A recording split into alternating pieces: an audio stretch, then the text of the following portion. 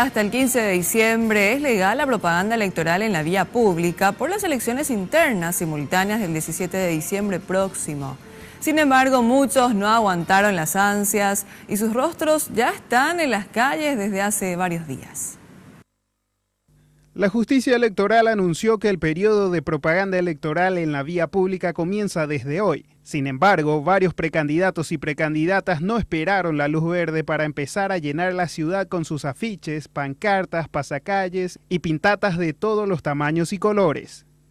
Lamentablemente, anteriormente, sin respetar lo que dice el artículo 290 del Código Electoral, partidos y candidatos violaron esta norma y tuvimos que enviarla a nuestra fiscal electoral en compañía de miembros de la municipalidad a fin de que hagan o eliminen la propaganda ilegal.